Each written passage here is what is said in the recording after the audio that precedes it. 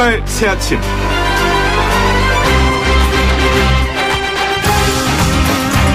이르면 내일 일본이 한국을 화이트 리스트에서 배제할 것으로 예상되는 가운데 한 현직 판사가 전범 기업들에 대한 강제징용자들의 청구권이 소멸되었음에도 대법원이 이를 무시함으로써 현재의 파국이 온 것이다 라는 취지의 글을 써 논란을 야기했습니다.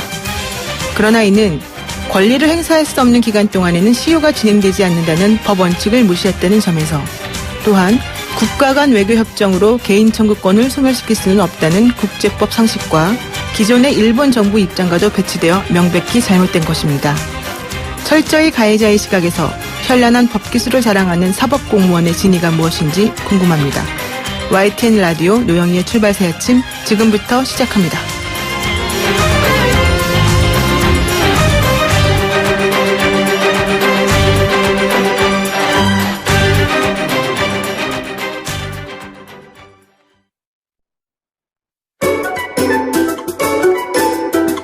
출근길 뉴스 정리해주는 친구 뉴스벗.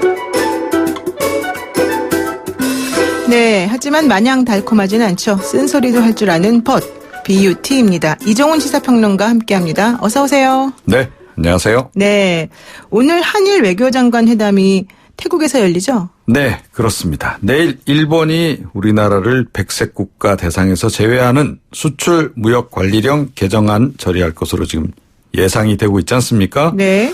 자, 오늘 회담이 그래서 이제 굉장히 이제 주목을 끌고 있는 건데요. 일본 정부로 하여금 조치를 철회할 수 있도록 할 수 있는 마지막 기회다. 뭐 이런 얘기입니다. 네.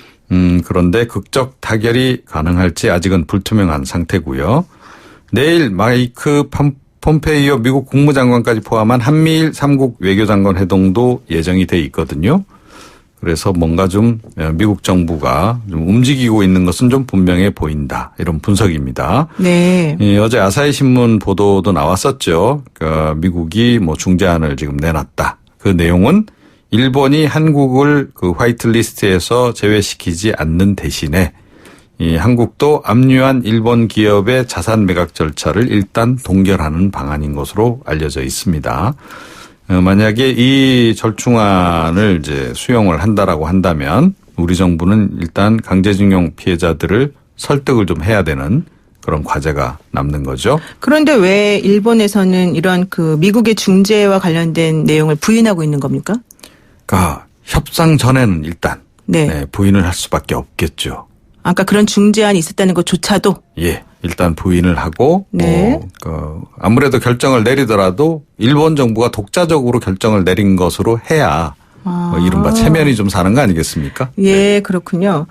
이렇게 그 일본의 수출 규제 때문에 정말 힘든 상황인데 민주연구원 보고서가 갑자기 뚱딴지 같이 튀어나왔어요. 이게 무슨 얘기예요? 네, 뭐 여의도에서 소문이 파다하긴 했습니다. 네. 뭐 내년 총선을 친일 대 반일 구도로 치르면 이건 뭐 해보나 마나다. 뭐 이런 얘기가 돌긴 했었는데 그럼에도 불구하고 이런 보고서를 내놓는 건 좀 상당히 좀 경솔하지 않았나 싶어요. 민주연구원이 그 한국 사회여론연구소의 그 정례 자료를 인용한 그런 그 보고서를 작성을 했습니다. 예. 그러니까 그런데 이게 이제 일본 수출 규제 관련한 그런 내용이었고, 그 내용을 이제 소속 의원들에게 이제 제공을 한 것이 이제 외부에 알려지면서 지금 논란이 된 건데요. 예. 여론조사를 인용한 방식을 택하긴 했습니다. 그렇긴 한데 그 내용이 좀 이제 굉장히 민감한 것들이 담겨 있는 거죠. 그러니까 여야의 대응 방식 차이가 뭐 내년 총선에 영향을 줄 거다라는 의견이 절대 다수다. 뭐 이런 것들이 좀 포함이 돼 있고. 네. 자, 이런 겁니다. 결국은 이제 총선 전략 관련 내용이라는 거죠. 자, 그래서 지금 이제 야권에서 들고 일어났습니다. 지금 한일 갈등 해결 차원에서 국가적으로 총력을 기울이고 있는데 이런 와중에 총선에서 이길 생각만 하고 있느냐, 표 계산만 하고 있느냐 이런 예. 비판이 이제 제기가 된 거고 야3당이 양정철 원장의 이제 사퇴까지 요구하는 그런 상황까지 왔습니다. But 이해찬 대표는 양 원장에게 여론조사에 있어서는 주의를 기해야 한다라고 당부만 했습니다. 그러니까 야당의 요구하고는 좀 결이 상당히 좀 다르죠. 네. 당 지도부는 보고받은 바 없고 보고서 작성자 개인 의견이다라고 또 해명을 하고 있고요. 또 양 원장은 관련자들에게 엄중한 주의와 경고 조치를 취했다고 합니다. 결국 실무자들이 책임질 일이라고 하는 그런 우리가 흔히 들은 뻔한 결론. 네. 이어서 이것도 또한 논란이 되고 있습니다. 그런데 양정철 원장이 민주연구원 원장으로 취임한 이후에 사실 여기저기서 조금 그 잡음이라 그럴까요? 이런 소리들이 많이 들리는 것 같은데. 서훈 이제 뭐 어떻게 국정원장 생각하세요? 네. 만난 부분부터 시작해서. 네, 뭐 윤석열 총장이 그때 후보자 시절일 때 만나기도 했고요. 그렇죠. 또 이번에 연구원 보고서 문제도 실무자가 책임질 것처럼 예상이 된다면 네. 사실 이것도 뭐 의도적으로 혹시 흘린 거 이런 건 아닌가요? 뭐 그거보다는 예. 이제 핵심은 어찌됐건 그 전략가 아니겠습니까? 예.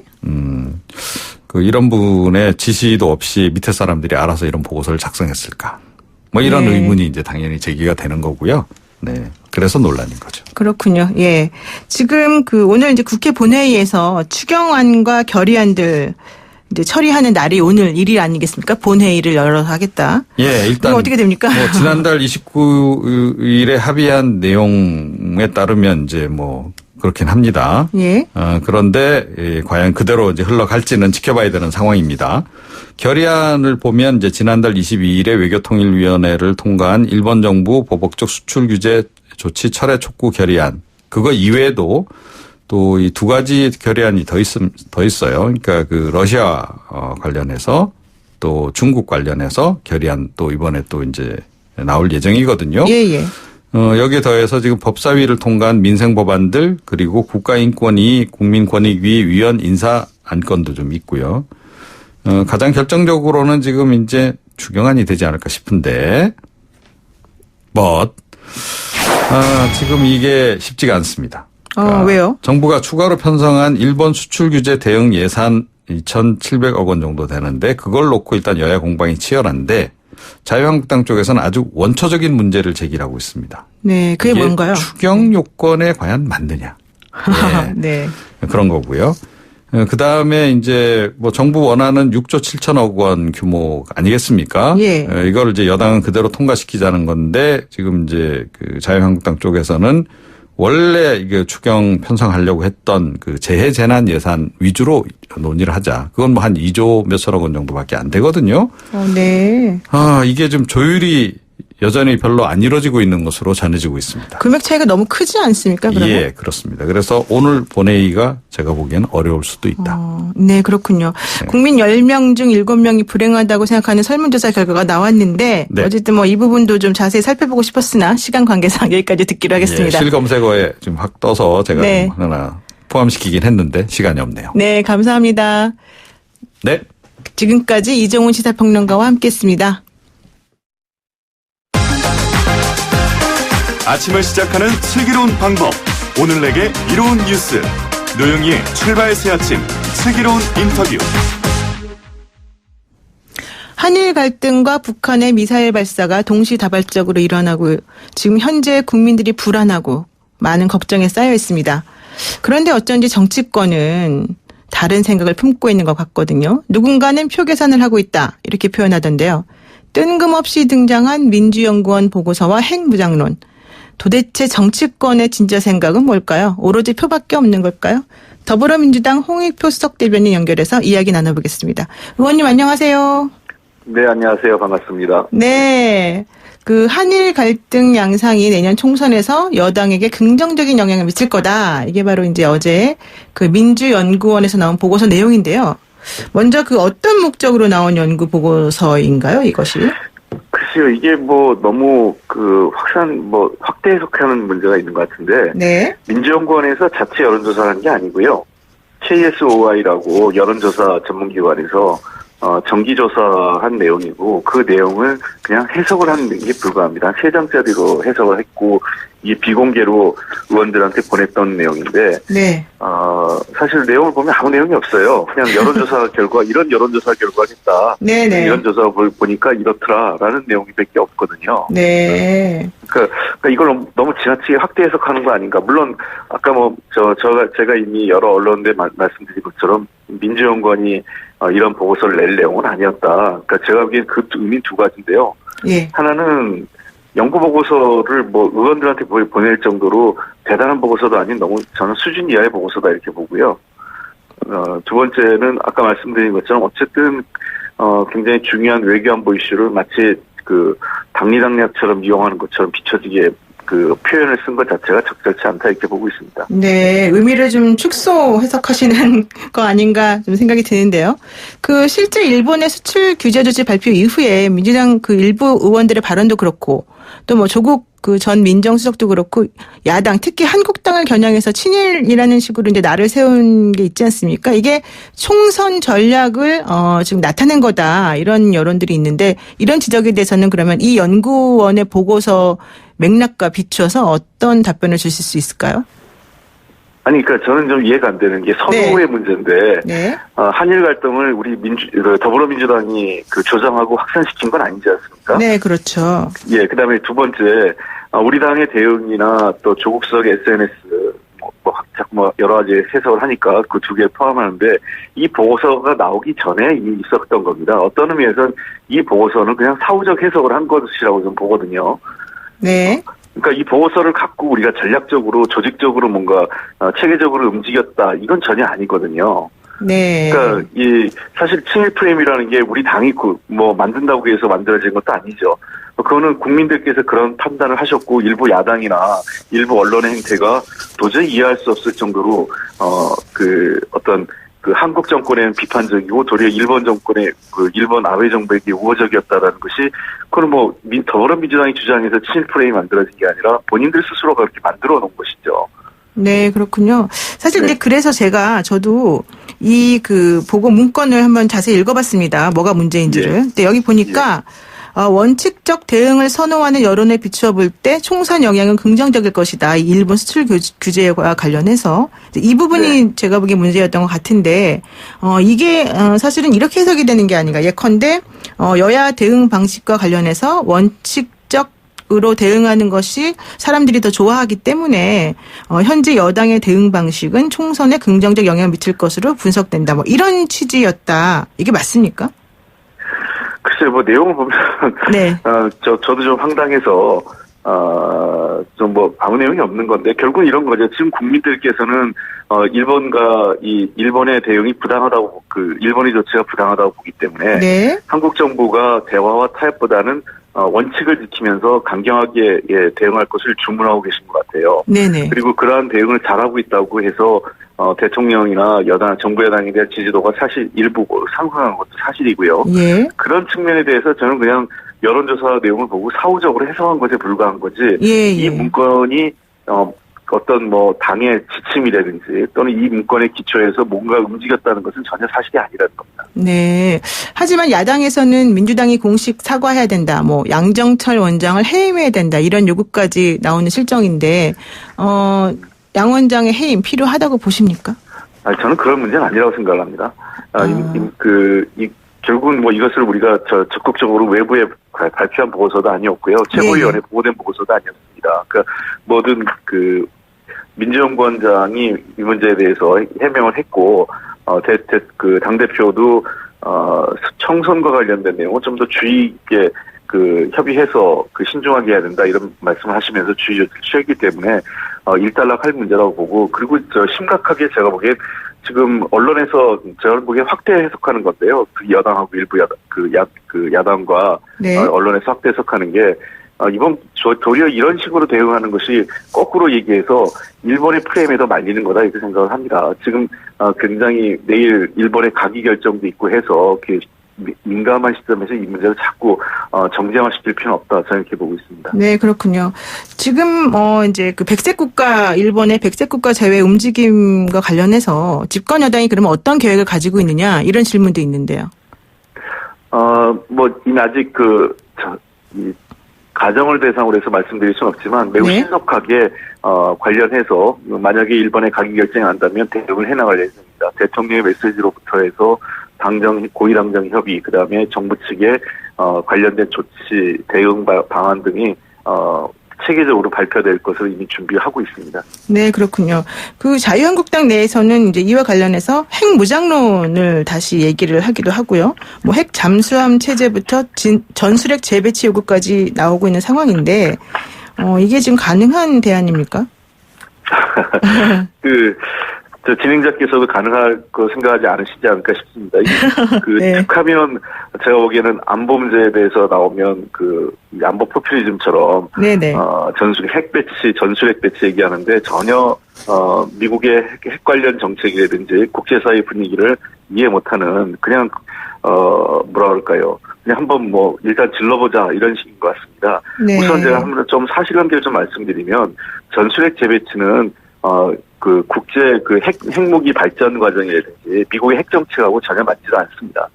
90년대 이후 전술핵은 사실상 폐기 단계에 들어서고 있고, 더 이상 전술핵의 군사 운영에 아무런 득이 없는 상황이라 미국도 전술핵을 개발하고 있지 않습니다. 네. 그러니까 한반도에 배치할 전술핵도 별로 없고요. 두 번째는 전술핵보다 더 정확한 전략핵이 훨씬 멀리서 더 정확하게 타격할 수 있거든요. 그리고 전략핵을 운반할 수 있는 수단도 굉장히 다양화됐습니다. 잠수함에서부터 비완 폭격기 등등 해서 다양한 형태의 전략핵 운반 수단이 존재하는 마당에 전술핵을 한반도에 배치하자는 것은 아무런 군사 운영에 득이 없고, 아울러서 미국은 또 더군다나 핵무기를 배치하는 데 있어서의 기본 원칙이 NCND입니다. 확인도 부인도 하지 않는. 그러니까 한반도에 전술핵을 배치하는 것을 공개화해달라. 이거는 미국의 핵 정책에 대한 이해가 없는 거고요. 네. 더 나아가서 조경태 의원 등 몇몇 분들이 만약에 미국이 전술핵 배치에 동의하지 않으면 NPT 탈퇴해서 네. 독자적 핵무장하자고 그러는데요.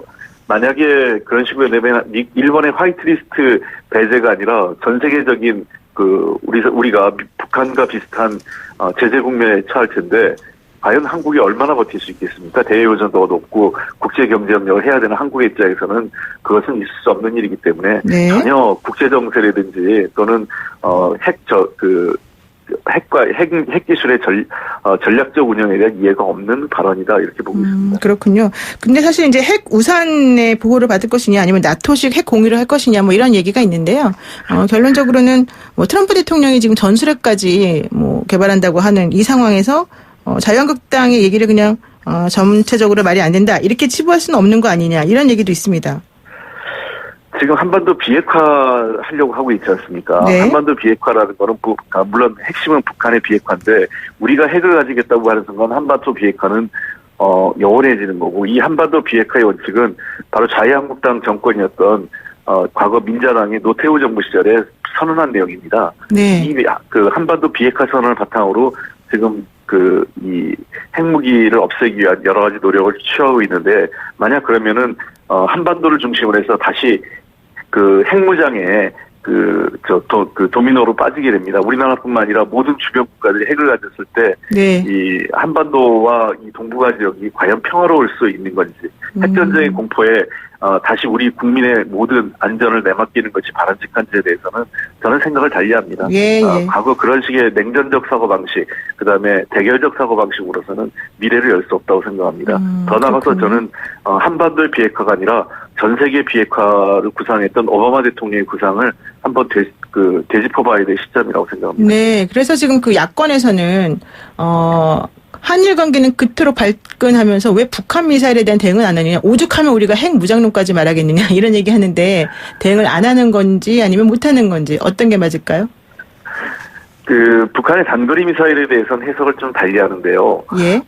북한의 지금 단거리 미사일 문제는, 가장 기본적인 원칙은 지금 한국과 미국의 군사훈련, 그 다음에, 미국으로부터 한국이 F-35A 전략 폭격기를 도입한 것에 대해서 북한은 이에 9.19 남북 군사합의를 위반한 것이다. 그에 대한 대응 조치를 차원에서 하는 거다라고 설명을 하고 있습니다. 예. 지금 단거리 미사일 조치는 한반도 비핵화 문제는 저는 분리해서 봐야 될 문제라고 생각을 합니다.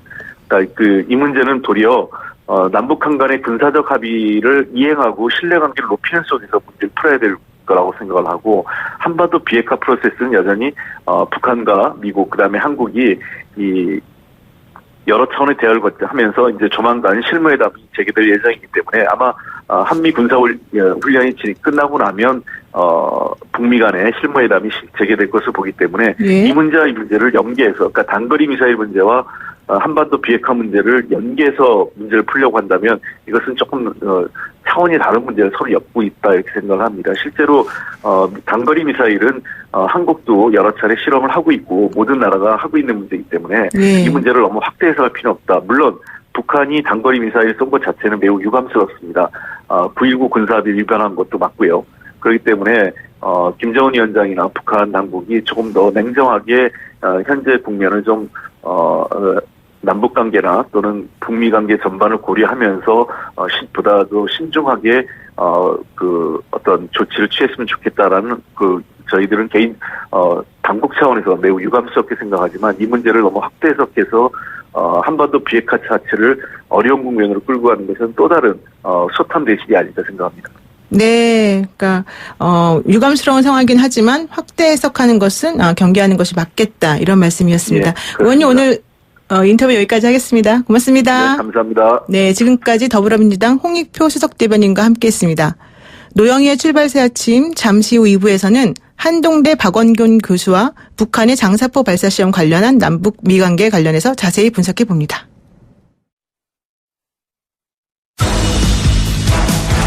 친절한 시사, 시원한 통찰, 노영희의 출발 새 아침, 슬기로운 인터뷰.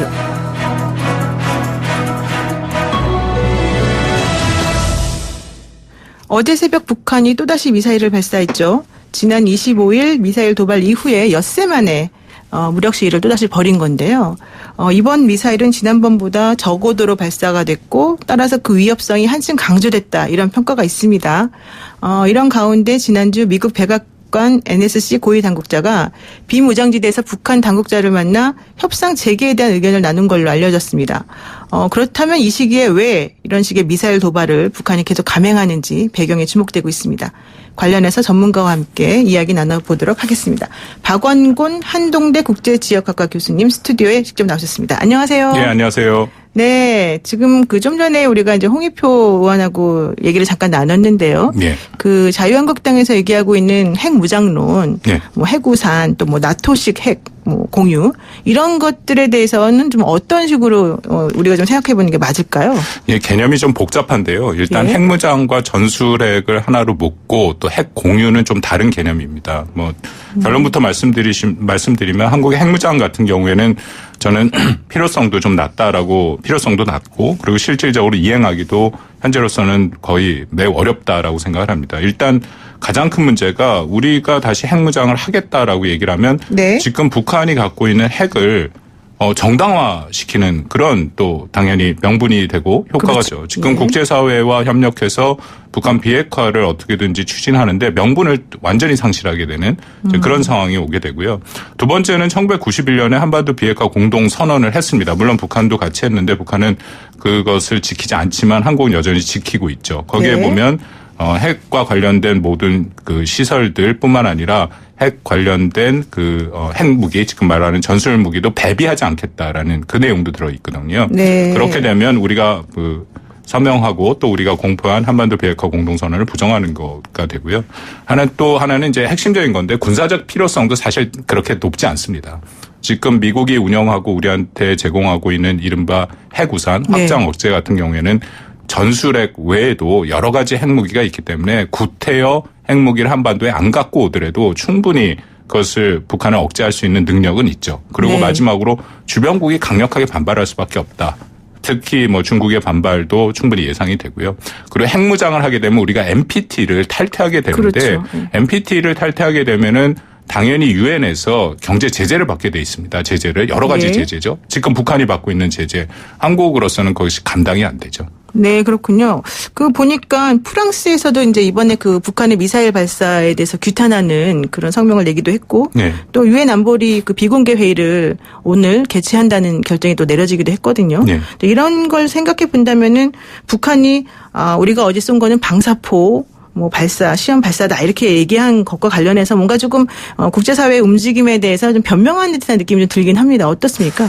일단은 뭐 사실 확인이 먼저 필요하겠죠. 말씀하신 것처럼 북한이 발표를 하기는 이제 방사포다라고 발표를 했고 신형이고 네. 그리고 굉장히 장거리고 조정이 가능하다. 유도 장치가 있다. 근데 사실 방사포랑 미사일이랑은 크게 차이는 없습니다. 아, 그렇군요. 예, 크게 차이가 없고 특히 북한이 발표한 지금 조정이 가능하다, 유도가 가능하다라는 것이 그나마 방사포와 미사일의 차이인데 만약에 방사포가 유도가 가능하다면 거의 미사일급이다라고 보시면 되거든요. 네. 어쨌든 중요한 것은 북한이 그렇게 발표를 하면 지금 말씀하신 유엔 안보리라든지 유엔에 가져갈 수는 없죠. 예. 왜냐하면 유엔에서 제재를 하고 결의를 한 것은 탄도미사일과 관련된 모든 기술을 활용한 발사는 안 된다라고 얘기를 했는데 네. 북한이 미사일이 아니다. 그 방사포다 하면은 이것이 과연 탄도미사일 기술을 활용한 건가에 대한 시비가 걸릴 수 있고 사실상 아니다라고 해석할 여지가 크거든요. 네. 그렇게 되면 지금 국제사회에서 이 문제를 제기하기가 어려워지죠. 그렇군요. 그러면 이게 이제 지난 25일에 발사했던 그 미사일하고는 좀 다른 건가요? 예, 이 부분이 우리를 좀 당황하게 하는데요. 아마 우리 합참이랑 군 당국에서 다시 발표를 할 거라고 예상이 됩니다. 어저께 아침에 정경두 국방장관이 그 카이다 국방포럼에서 사실 방사포의 가능성을 얘기를 하긴 했습니다. 아, 네. 예, 방사포나 아니면 신형 미사일이다 했는데 어제 오전에 합참에서 브리핑을 하면서 25일 발사했던 미사일이랑 비슷한 종류다. 단거리 탄도미사일이라고 얘기를 했거든요. 그렇죠. 근데 북한이 오늘 아침에 이것은 탄도미사일이 아니다. 예, 방사포다. 장거리 방사포다라고 얘기를 했으니까 네. 이 부분에 대해서 한국 정부 특히 국방당국에서는 해명이 필요합니다. 이게 매우 중요한 부분이거든요. 왜냐하면 우리가 정확하게 어떤 무기를 북한이 발사했는지를 알아야 네. 그것에 대한 대응이 가능하죠.